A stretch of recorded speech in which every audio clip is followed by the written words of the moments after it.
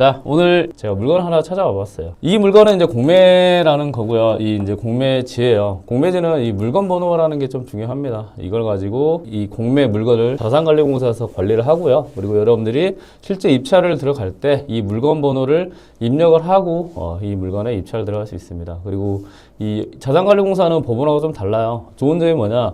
이 조세정리팀이라는 전화번호 있잖아요. 여기에 전화해서 정보를 좀 얻을 수 있습니다. 더 좋은 거는 이 정보뿐만 아니고 이 조세정리팀이라는 대표번호에 전화해서 이 물건 번호를 물어보시면요, 이 담당자까지 여러분들이 통화를 할 수 있다 정도 생각하시면 됩니다. 자, 여기 소재지라는 거는 여러분들이 시세를 조사하시고 현장을 방문할 때 알 수 있는 그 주소가 나와 있다고 생각하시면 되고요. 그리고 이 세부 용도에는 이제 아파트라고 되어 있죠. 그리고 여기서 중요한 거는 이 건물이 27.68제곱미터라는 건데요. 자, 이 물건 같은 경우는 가격은 얼마냐? 7억 8,400만 원까지 유찰이 된 물건입니다. 그러면 이 물건을 얼마에 낙찰을 받았을까요? 궁금하시죠? 11억짜리 아파트를 7억 9,900만 원에 낙찰을 받았네요. 이 물건이 왜 이렇게 낙찰됐는지 한번 살펴보는 것 궁금하실 것 같아요. 자, 이거는 여러분들이 이제 온비드라는 사이트에 들어가면 이 입찰을 할 수 있고요. 그리고 입찰을 했을 때 이제 결과가 나와요. 이 결과가 나오는 어떤 표라고 생각하시면 됩니다. 입찰 결과표에서 봐야 될 부분은 아마 이 정도일 거고, 여러분들이 가장 궁금하게 생각하는 거는 자, 몇 명이 들어왔고 어떤 가격으로 입찰을 하는지 궁금할 거예요. 자, 여기에 보니까 2명이 입찰했습니다. 여기 입찰자 수가 있죠. 여기에서 보면 유효 2명 있고 무효 0명이라고 있네요. 자, 이게 무엇이냐? 계약금까지 내서 한 사람이 이제 이렇게 유효라는 표시로 되는 거고요. 만약에 보증금을 안 낸 경우에는 그냥 무효라는 표시가 됩니다. 이 물건 같은 경우는 2명이 입찰했고, 그리고 실제로 보증금을 2명이 납부를 했어요. 그리고 입찰 금액을 보니까 2등이 7억 8,400이고요. 1등이 7억 9,900만 원입니다. 입찰이 언제였냐? 올해 3월에 7억 9,900만 원에 이제 낙찰을 받았네요. 자, 그러면 이 물건 시세조사 한번 해보시죠. 네이버 부동산이라는 걸 많이 씁니다. 자, 이 물건은 지금 27.68제곱이거든요. 지금 가격이 얼마죠? 11억 8천만 원에 지금 매물로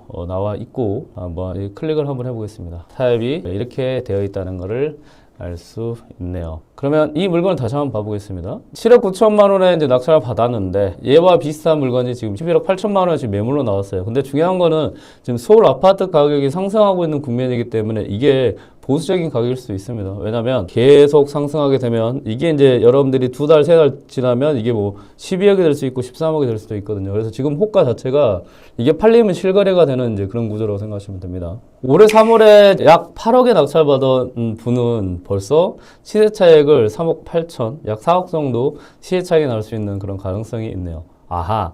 그러면 이게 왜 이렇게 입찰이 됐고 왜 이 사람이 약 8억에 낙찰 받았는지에 대해서 제가 이거를 분석을 해드리려고 해요. 자, 첫 번째 제가 좀 확인을 해보니까요. 자, 이거는 공매라는 물건에서 누군가가 이제 입찰했을 때 입찰 결과라는 게 쭉 표로 나오는 건데요. 자, 언제 누군가가 입찰했고 그 다음에 낙찰받았다라는 거를 시간별로 나타내 주는 거예요. 자, 여기서 가만 보니까요. 여기 2023년 10월 12일에 처음에 입찰이 진행이 됐고요. 그리고 나서 2023년 10월 26일에 여기 누군가 낙찰받았죠. 낙찰받은 다음에 다시 이렇게 진행이 됐잖아요. 이게 무엇이냐? 여러분들이 경매로 따지면 누군가가 낙찰을 받고 나머지 잔금 90%를 못 낸 다음에 다시 나오는 이런 거를 재매각 물건이라고 합니다. 한마디로 이렇게 공매에서도요. 누군가 낙찰을 받고 나서 90%의 잔금을 못 내면 특수물건이라고 생각해서 입찰 못 들어가죠. 이것도 마찬가지네요. 이런 물건 권리 분석을 더 자세하게 꼼꼼하게 해야 되겠네요. 이거예요. 공매 온비드에서 들어가 보시면 이렇게 누군가가 낙찰을 받았고요. 다시 이렇게 유찰로 진행이 되면 이거는 누군가가 낙찰을 받고 나서 잔금을 못 낸 미납 물건이 되는 거고, 그 다음에 2024년 3월 7일에 다시 나온 겁니다. 그리고 70%대 낙찰을 받은 거죠. 그리고 여기 보면 이건 101%가 아니고요. 지금 이게 70%까지 이제 유찰이 됐잖아요. 이 70%에 몇 프로의 낙찰 받았는지가 나오는 거예요. 그러니까 1억짜리가 70%면 7천만 원이잖아요. 그러면 7,100만 원에 낙찰 받았으면 70%보다 높게 낙찰 받았죠. 그러면 뭐 101% 이렇게 표시된다고 생각하시면 됩니다. 그래서 이거는 여러분들이 크게 의미 있게 볼 필요는 없다. 그래서 여러분들이 공매라고 해도요. 여기에 상세 이동으로 들어가서 몇 명이 입찰 들어갔는지 보면 알 수 있어요. 이것만 봐도 이 입찰 결과에서 여러분들이 원하는 정보 다 얻을 수 있어요. 자, 한 명이 들어왔고요. 그리고 10억 10억 5천만 원에 낙찰됐다는 거는 지금 단독이에요. 그러면 아마 이때 시세가 한 10억 정도 되지 않았을까 생각합니다. 그래서 이 물건 같은 경우는 좀 높게 낙찰받았다고 생각했거나 아니면 시세로 낙찰받았다고 생각해서 아마 미납이 됐을 가능성이 높습니다. 자, 그러면 첫 번째는 시세에 대한 부분에 대한 미납이 됐고, 그리고 한 번 더 공매로 진행이 됐기 때문에 이 재매각 물건이라는 특수성 때문에 좀 유찰이 됐었을 가능성이 높겠다라는 걸 볼 수 있습니다. 두 번째를 쭉 보니까 여기 지금 윤땡땡님이라는 분이 이제 전입이 되어 있네요. 이 전입일 2018년 7월 12일이고요. 이 설정일자가 여러분들이 여기서 공매 압류재산이라는 게 있고, 이거는 권리 분석에서 말소기준권리를 찾아서 전입 날짜보다 말소기준권리가 먼저 있으면 이 전입은 이제 후순위라는 개념이 됩니다. 다만 이 물건 같은 경우는 한번 보니까 말소기준권리가 이제 이걸로 보여요. 2020년 2월 25일로 보입니다. 근데 전입일이 2018년 7월 12일이네요. 먼저 있네요. 먼저 있다는 거는 선이라고 해서 여러분들이 가장 조심해야 되는 대항력 있는 물건으로 보일 수 있는 물건이네요. 자, 그러면 이게 지금 2018년 7월 12일에 있는 사람이 누군지를 확인하는 것, 이게 여러분들이 이 재산명세라는 거를 보고 확인을 합니다. 이 재산명세 확인하고 보니까요, 쭉 보니까 2018년 7월 12일에 있는 분이 뭐라고 되어 있냐? 이 체납자라고 되어 있습니다. 체납자는 뭐냐? 세금을 못 내서 이 공매로 부동산이 진행이 됐던 이 공매 부동산의 소유주라고 생각하시면 돼요. 자, 임차인을 보호하는 게 주택임대차 보호법이고, 거기서 전입이 빠를 때 대항력이라는 게 있습니다. 자, 체납자는 소유주입니다. 소유주는 임차인이 아니기 때문에 보호 대상이 아니라는 거죠. 그러면 2018년 7월 12일에 있더라도 이 사람은 대항력이 없다라는 걸 확인할 수 있습니다. 자, 그러면 한 번 더 이 윤땡땡훈님이 실제로 체납자인지 확인을 해볼게요. 이거를 건물 등기부 등본에서 가장 마지막 편 보면 이게 등기를 요약하는 거예요. 모든 서류는 여러분들 가장 간단하게 보는 게 중요합니다. 여기 윤영훈이라고 계시네요. 소유주가 맞네요. 그리고 전입이 빠르긴 했지만 대항력은 없네요. 자, 그러면 세대열람을 보고 다시 한번 확인해 보겠습니다. 어라? 세대열람에 분명히 있네요. 지금 이분은 2018년 7월 12일이었고 아까 말소기준권리가 2020년이었거든요. 윤성희라는 분이 한 번 더 계시네요. 그럼 2017년 1월이네요. 이분이 대항력 있게 보이고 지금 재산명세 안 나왔죠. 다만 여러분들 재산명세에서 확인이 안 됐다고 하더라도, 그리고 세대열람에서 갑자기 생각하지 못한 분이 나왔다 하더라도 당황하지 마세요. 이 등록 구분에서 보면 이분은 거주자라고 되어 있죠. 이분은 뭐예요?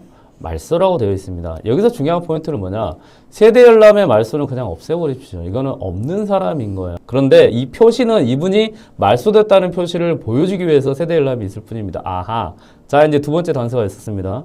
윤영웅이라는 분이 언뜻 보기엔 대항력이 있게 보이지만 아니었고, 자, 세 번째는 윤성희라는 분이 세대열람에 대해서 잘 모르면 2017년 1월 19일에 누군가 있다고 판단을 해서 말소가 됐지만 혹시 대항력이 있지 않나요? 아마 걱정돼서 또 입찰을 못했을 가능성이 높습니다.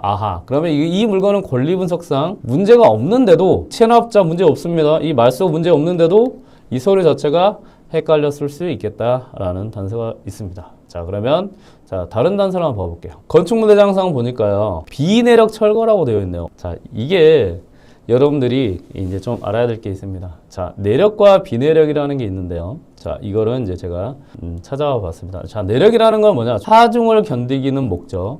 비내력이라는 건 무엇이냐? 작은 공간으로 여러 개를 나누기 위한 목적. 그러니까 한마디로 내력벽이라는 거는 여러분들이 이 건물 자체를 지탱하는 거예요. 그래서 이 내력벽이 없어지면 큰일 납니다. 건물이 무너질 수 있어요. 그러면 어떻게 될까요? 이런 거를 만약에 없애면 크게 없앤다고 해서 대수선이라고 합니다. 그리고 요거는 위반, 문제가 되는 거예요. 그래서 크게 문제가 됩니다. 요거는 위반 건축물이기 때문에 여러분들이 입찰을 들어갈 때도 조심해야 됩니다. 근데 이 비내력이라는 거는 작은 공간을 나누기 위해서이기 때문에 이거는 신고를 하고, 내가 이 공간을 원래 나눴던 걸 그냥 이걸 좀 철거를 할게요 라고 이거를 신고를 하고 인정을 해주면 아무 문제 없이 할 수 있다라고 생각하시면 됩니다. 한마디로 이 물건 같은 경우는 비내력으로 철거했지만 건축물 대장상 아무 문제가 없는 그런 물건입니다. 자, 결론은 무엇이냐? 이 물건 같은 경우는 아무런 문제가 없음에도 불구하고 지금 2명이 입찰에 들어가서 4억 뛰기를 올해 3월에 했다는 게 중요한 포인트죠. 자, 정리 한번 해드리겠습니다.